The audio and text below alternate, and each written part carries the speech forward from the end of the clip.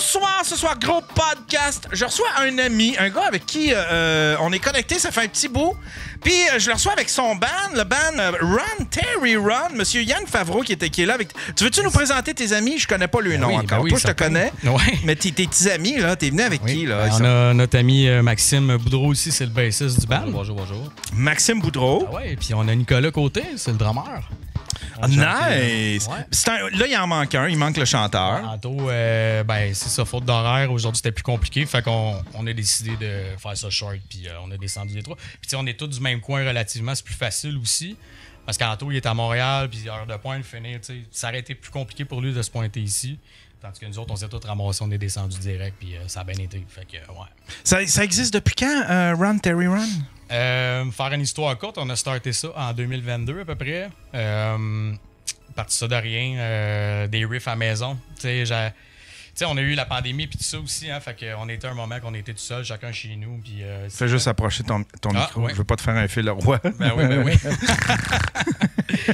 Mais ouais, c'est ça, ça a parti, slash post-pandémique, monter des tunes à la maison un petit peu. Puis après ça, je me suis dit, j'aimerais ça parce que, tu sais, moi, à la base, je joue du drum depuis quand même assez jeune. J'ai eu des bands, j'ai été pigiste pas mal. Puis là, j'avais le goût de changer un peu les choses puis faire de la musique, mais à la guitare, tu sais. OK. Fait que j'ai commencé à monter des tunes à la maison. Quand tu dis pigiste, ça veut dire que le monde t'appelle, admettons, tu peux-tu venir jouer en studio sur mon album, tu peux-tu venir jouer en show? Ouais, c'est pas mal ça en gros, mais la plupart du temps, c'est plus au niveau du live show, je te dirais. Je vendais mes services comme live show. Là, si mettons, t'as besoin d'un drummer pour un show, que, mettons, ton drummer actuel peut pas, pour X, Y raison, moi, je peux apprendre les tunes, il n'y a pas de problème. Puis, fait que ça m'est arrivé d'avoir des contrats à gauche à droite avec des artistes quand même intéressants. Puis c'est ça, j'ai tombé là-dedans, mais tu sais, avec la pandémie, mais tout le monde a droppé. Fait qu'à partir de là, j'ai commencé à monter des tunes tout seul chez nous à la guitare parce que j'aimais bien jouer de la guitare, mais tu sais, j'ai jamais vraiment taponné jusqu'à ce moment-là, tu sais. Fait que monter des tunes un petit peu, puis après ça, j'ai décidé de monter le band au complet, puis je suis allé chercher des amis, puis... Ça n'a pas été long. Ça a pris genre 3 semaines. On avait monté déjà 5 tonnes à peu près. On avait tous nos gars. Le besoin était comblé. Puis on a commencé à pratiquer. Pour ça, on a fait un clip. On a commencé à faire des shows. Puis, c'est qu'ils sont beaux vos clips. C'est-tu le set? Vous en avez sorti un. Y en a-tu d'autres de sortis? Là, vous en avez combien de clips? Ouais, là, on a 2 de sorties. On a Anima, dans le fond, que tu as vu avec les palettes au plafond. Là, qui est en vert un peu. Puis on a sorti Dangerous Animal aussi, on a sorti un petit peu avant les fêtes, je pense le 21 décembre, quelque chose comme ça. Parce qu'on a sorti un EP de 4 tunes dans le fond, fait qu'on voulait comme mousser ça un peu. On s'est dit, on va se faire un cadeau de Noël, on va le sortir comme pendant les vacances de Noël. Puis c'est ça. Fait qu'on on a 2 clips de sortie, on a un EP de 4 tunes, on a bien des shows à notre actif jusqu'à présent pour un petit band, je te dirais. Parce que tu sais, ça reste relatif quand tu fais ça de ta vie. Tu peux en faire beaucoup de shows, mais tu sais, quand tu travailles 40 heures semaine, puis tu as des pratiques, puis tu as des shows, là, généralement, si tu t'en sors à 20, 30 par année, c'est quand même pas mal pour un band qui est semi-professionnel. Ouais. Qu'est-ce que vous faites dans la vie de tous les jours? Dans le fond, moi, je suis électricien, c'est la construction. Ouais. Électricien, c'est la construction? Ouais, tout à fait. Je passe des fils. Puis, c'est donc bien cool, ça. Puis sinon, là, en ce moment, je fais de l'industriel, fait que je fais du trait au plafond. Du trait, c'est comme des supports à fil. On installe ça au plafond avec des supports, des rods, on passe des gros fils là-dedans, on plug des moteurs. C'est les espèces de rails là, qu'on voit, là? C'est cool, ça. Je fais tourner ça, je découpe ça avec ma scie. Fait que tu t'installes ce genre d'affaires-là. Ouais. C'est donc bien cool, ça. Ouais, je fais sortir Pythagore, là. Ça va bien. Il divise des degrés, c'est ça. Les mathématiques. Ouais. Moi, j'ai flushé Pythagore puis je suis rendu avec ChatGPT. C'est une mauvaise idée. Puis toi, l'autre bout... Moi, je suis menuisier l'hiver. Menuisier. Puis col bleu l'été. Col bleu l'été. Je fais l'aménagement paysager, du gazon. Tu veux citer pour quelle ville? Cowansville. Ouais. Cowansville, OK. Fait que l'été, tu fais des aménagements. Puis l'hiver, tu disais? Menuisier. Menuisier. Ouais. Menuisier... Menuisier, apprenti 2. Fait que tu travailles sur les chantiers de construction, genre? Ouais, c'est ça. OK. Aux gyps, en grande majorité. Là. Ouais, du temps, puis oublie d'ouvrir des prises électriques. Non. Il t'appelle. J'en oublie pas une calice. C'était mieux. Ça arrive-tu des fois qu'il y en a des contracteurs qui oublient de découper la prise? Ben oui. Ah ouais, puis là, tu te demandes quand t'as le burger pourquoi ça marche pas. T'es comme, voyons, ça marche jusque-là, après ça marche plus. T'es comme, bon, là, tu cherches, là, il y a une bulle dans le mur, t'es comme, ah, ça doit être ici. Ah, ça, c'est drôle, ça. Si déjà arrivé, tu penses que il y a quelqu'un qui est arrivé dans sa maison, puis genre, voyons, Chris, il y a bien pas de prise dans cette chambre-là. Puis qu'en fin de compte, elle était juste dans le gyps, qu'elle était pas. Ça doit être arrivé. C'est sûr, ça doit être arrivé. Ben, nous autres, on teste tout d'habitude avant. Là. On teste tout avant de remettre les logements. Tu sais, des vieilles constructions, là, comme mettons chez nous, là, c'est vieux en esti, là. Des fois, tu dois trouver du vendredi soir qui ont est des venu, tests là, avant de crisser leur camp. Ouais, mais quand c'est 1840, je sais pas, là. Moi, je veux pas. Il était pas plus cave. Moi, je veux pas poser. Je veux pas traiter les poseurs de gyps d'épais. Mais à un moment donné, mon père travaillait à l'hôpital, puis à un moment donné, il y a des gars de construction qui sont venus rénover, puis ils ont enlevé du gyps, puis ils se sont aperçus qu'il y avait une pièce complète qui avait été fermée. Il n'y avait pas de porte, il n'y avait pas de fenêtre, il n'y avait rien. Puis là, je fais comme, mais il était où le gars du gyps, tabarnak? Lui, il s'est dit, bon, fermez ça, puis demain, les gars, ils allaient ouvrir. Là, il était pas là le lendemain, fait qu'ils ont pas ouvert. Ah, tu penses? Ouais! Je sais pas, quelque chose de même. Il a oublié d'ouvrir. Wow. Parce que c'est quoi, ils font-tu les ouvertures après, genre? Ben, d'habitude, ouais, là, tu poses la feuille, puis tu coupes après. Là. Ah ouais, fait que tu poses la feuille au complet, puis après ça, s'il y a une porte, tu découpes la porte. Ben, c'est pas d'amant, là. Ben oui, dépend, c'est là. sûr. Ah ouais! Ouais, c'est buggé, là. Il y a une tempête qui dit dehors. Elle est bonne. Ah Il ouais! dit, oups, il y a un lag, puis là, tempête dehors. On C'est a-tu ça, un puis lag? Ah ouais? Ah, c'est revenu. OK. Ben, c'est peut-être Twitch qui a de la misère. Ah, ouais. Ouais, c'est ça. Il y avait une pièce complète qui était fermée. Puis il y avait, je pense qu'il y avait une boîte d'outils dans le coin de la pièce, puis tout. Wow. J'ai fait, voyons que le gars de Gyps, il a pas réalisé.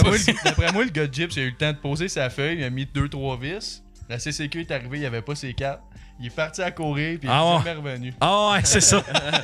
Il s'est déshabillé, il s'est mis une robe de chambre, puis il a fait comme moi je suis pas j'ai le sida. Non, il s'est sauvé parce que dans le temps. Après, les fêtes sont arrivés, ils ont fait, bon, ben, c'est de même, tu sais, il a pas duré. Toi, Yann, c'était un 4,5. Toi, Yann, qu'est-ce que tu fais dans la vie? T'es-tu à la construction aussi? Non, j'en ai déjà fait un peu, mais non, je travaille plus en expédition-réception pour une compagnie qui fait dans le fond, c'est des stickers. Des stickers. Pas vraiment des stickers, mais tu sais, tout ce que tu vas retrouver sur l'emballage, mettons, je te dis ça de même, là, une bûche de Noël, mais c'est dans un plastique, mais tu as tout le temps un sticker qui colle les deux bouts de plastique, écrit, mettons, je sais pas moi, qui est bon avec aux fraises. Bon, mais nous autres, on fait ça, mais moi, je ship ce stock-là au monde, là, dans le fond. Ah, OK. Ouais. OK. Puis c'est quoi la compagnie qui fait ça? Ben, nous autres, dans notre coin, ça s'appelle Repaco. C'est une compagnie. En fait, c'est pas comme une multinationale, c'est vraiment juste comme une PME, en fait. Fait que c'est une petite business que c'est du 7 à 4 lundi au vendredi. Fait que c'est un peu ça. Il n'y a rien d'extraordinaire là-dedans. Est-ce que vous connaissiez en tant que chum proche avant de former le band? Ouais, moi puis Yann, on se connaissait avant, ouais. Ben, Nick puis moi aussi. mais moi plutôt on se connaissait. Ouais. Toi, tu connaissais Nick. Ouais. Puis moi, je connaissais pas Nick. Ouais. Moi, j'étais arrivé un an plus tard. Yann, il connaissait tout le monde comme d'habitude. Ouais, c'est ça. En fait, c'est parce qu'il y a eu un peu de mouvement dans le band aussi. C'est qu'on a commencé le band, en fait. Moi puis Maxime, c'est ça, déjà des chums. Après ça, on a trouvé un drummer on connaissait pas vraiment le gars, mais c'était un gars de notre région. Puis qui avait un background, mettons, dans le style qu'on fait un petit peu plus punk. Après ça, ben, notre chanteur Antonin, dans le fond, c'était un gars qu'on connaissait pas non plus. Il est tombé... il nous a répondu sur notre demande de chanteur après 2 semaines sur un site. Fait que vous avez fait un appel pour un chanteur. Ouais. Ben, en fait, moi, j'ai commencé à faire un appel à tous pour avoir des musiciens. Fait que j'ai trouvé un drummer. Après ça, j'ai demandé à mon chum Maxime, parce que Maxime, lui, c'est un guitariste, pas un bassiste. Il arrête pas de le dire. Fait que je vais le mentionner tout de suite. Fait que ça a été dur au début de le convaincre. Là, je suis rendu bassiste, là, aujourd'hui. Là. Ouais. Ça a été dur de le convaincre au début de jouer de la basse, parce que, tu sais, j'ai dit, hey Max, j'ai besoin d'un bassiste. Puis, tiens, prends ma basse à la maison. J'ai une basse bleue qui traîne. Là. Prends ça, man. Puis, mais tu sais, on n'avait pas rien. Là. On n'avait pas de speaker. On jouait dans des speakers vocales. Puis, on n'avait pas de câble, rien. On est parti vraiment de rien, tu sais. Fait qu'au fil du temps, ben c'est ça, on a trouvé notre chanteur, ça n'a pas été trop long, on a comblé, on a monté des tunes. Mais 1 an plus tard, je te dirais date pour date, là, on a perdu notre drummer parce qu'il n'y avait plus le temps. Bon, c'était un père monoparental, c'était plus compliqué pour lui aussi dans les pratiques, les shows, c'était tough pour lui quand même parce que tu sais, des jeunes enfants, quand tu as d'affaires à partir, tu sais un peu c'est quoi aller faire des shows, mettons, à Québec, exemple, pour l'humour, mais là, c'est pas pire parce que tes enfants sont quand même plus grands, là. Mais tu sais, quand tes enfants sont en bas âge, c'est plus fatiguant un petit peu. Ouais, c'est plus dur. Quand ta fin de semaine, là, c'est dur. C'est pour ça que je faisais du podcast. C'était une affaire que je pouvais faire dans mon sous-sol, puis j'étais proche des enfants, je pouvais aider Hélène avec les enfants. Mais tu sais, je me serais pas vu, je me serais pas vu, admettons, commencer à faire de la tournée. Il y a bien des... surtout les bands. Là, les humoristes, souvent, quand ils parlent de tournée, ils retournent... une tournée que tu retournes dormir chez vous le soir, ça, c'est pas pire. Ouais. Mais tu sais, des grosses tournades, mettons, comme les gros bands, là, je me vois pas, je me verrais pas faire ça. Avec des jeunes enfants, ça doit être plate, là, tu sais. C'est le cas de lui, d'ailleurs. Lui... Je suis seul qui a des enfants dans le band. Ah ouais? Les jumeaux de 1 an, tu sais, sont 1 an et demi. Oui, on a 2 ans de... Ah, 2 ans. Pardonnez-moi, monsieur. T'es le seul qui a le sperme fertile. Oh oui. T'as combien d'enfants? J'ai une paire de jumeaux. Ah ouais, t'as des jumeaux. Ouais. Wow, ils ont quel âge, là? 2 ans demain. Wow! C'est donc ben cool, ça. Ouais. Des jumeaux. Il faut que ta blonde elle comprenne ce que tu fais. Ma blonde, elle comprend puis elle aime ce que je fais. Avez-vous paniqué quand vous l'avez su que ça serait des jumeaux? Je te dirais plus figé. Tu sais, quand tu l'apprends, là, tu figes. Ça doit? Tu t'attends pas à ça. Là, mais tu dois figer, puis tu dois... Toi, là, en dedans de... Tu sais, quand tu l'as... C'est quoi le contexte? Comment tu l'as su? T'étais-tu là? Ouais, j'étais là. On était là les deux. Puis, tu sais, l'infirmière nous a comme posé une question... une devinette en disant c'est le premier qui le voit, là. Est-ce que vous voyez, là? C'est le premier qui devine. Là, on regardait, puis là, on sait pas. On voit pas grand-chose, là-dessus. Ouais. Comme pas médecin, moi. Là, on est comme, on sait pas. Puis là, elle a dit, il y en a 2. Fait que là, on a fait, quoi? Oh, shit! Il y en a 2.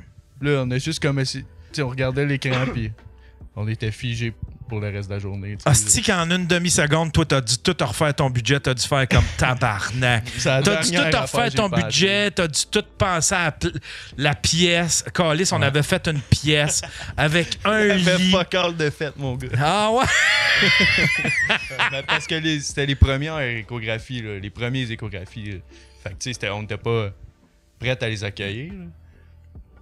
Puis, tu sais, je suis chanceux dans notre malchance, mais, tu sais, ils sont vraiment prématurés, là, nos enfants. Là. Ils sont nés à 27 semaines. Et c'est quoi habituellement? C'est 40. C'est 40 semaines. Puis c'est comme 6 mois. C'est comme 3 mois d'avance. Puis quand ils sont nés, la chambre n'était pas faite. Il n'y avait rien de fait. Fait que, chanceux dans notre malchance, c'est pas chanceux, là, mais ils sont restés comme 2 à 3 mois à l'hôpital. Ah ouais, ouais. Non, mais t'as pas le choix. Les petits chétifs, on va en profiter pour peinturer la pièce pendant que nos petits chétifs sont à l'hôpital. C'est beaucoup de choses à prévoir, là, avoir des enfants, à planifier puis à faire. T'sais. Surtout quand c'est tes premiers, tu sais pas là, où c'est que tu t'en vas. Ouais. Ah non, c'est ça. Fait que c'est ta première expérience de parent, c'est des jumeaux. C'est ça. Asti que ça doit être pété.